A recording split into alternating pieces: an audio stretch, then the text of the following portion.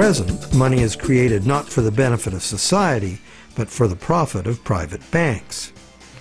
Banks like to create enormous amounts of money from our debt because the more we borrow into existence, the more interest the bank gets to collect, and the richer the bank becomes.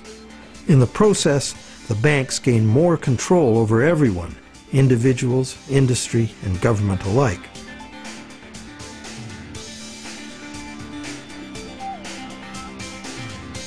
Abundant money too often leads to speculative asset bubbles that make insiders rich.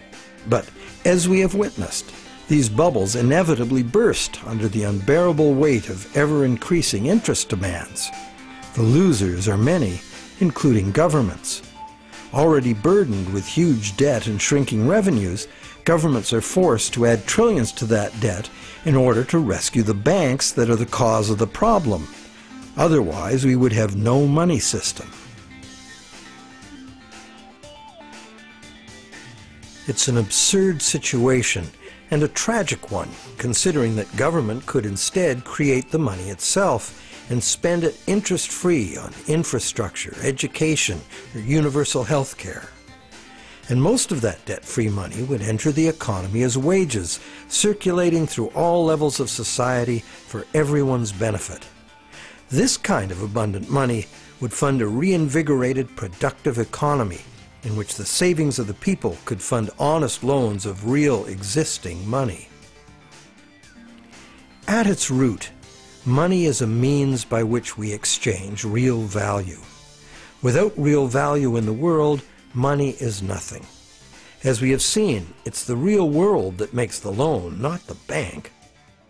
We, the people, in conjunction with the material blessings of the natural world, are the source of all real wealth.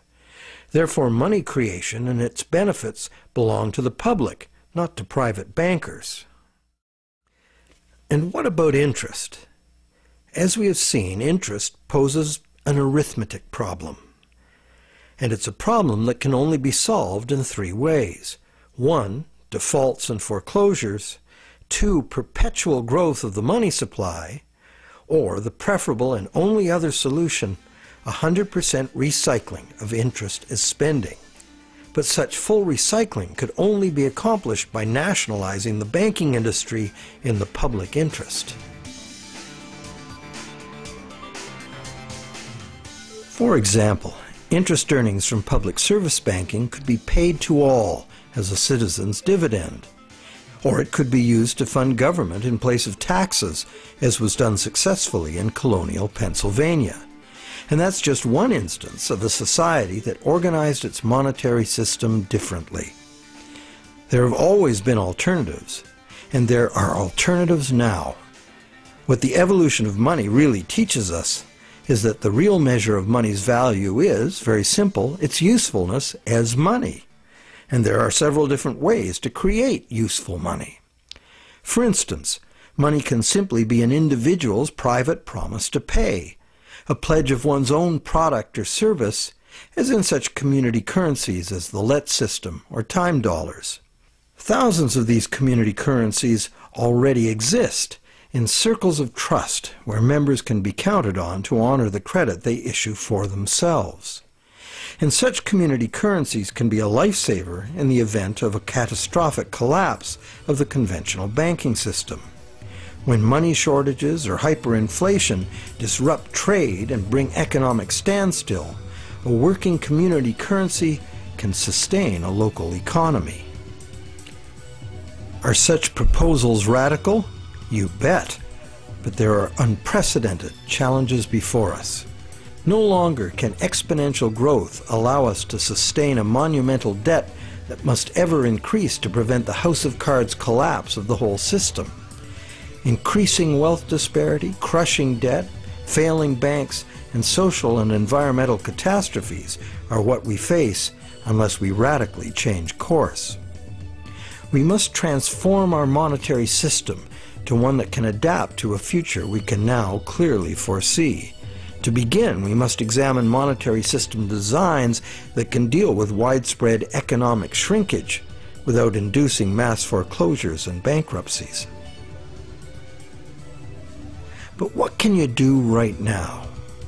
Well, right now there are people and organizations around the world that understand the problems and the injustice of today's monetary system, and you can join them in their effort to bring about the fundamental changes we need. It's time to talk to our friends. A financial crisis is the ultimate teachable moment. When bankrupt banks have to be bailed out by the governments the banks were formerly lending to, the contradictions, the fraud, and the fatal flaws of the current system are laid bare for all to see. But the solutions are there to see too if we look. We cannot afford business as usual.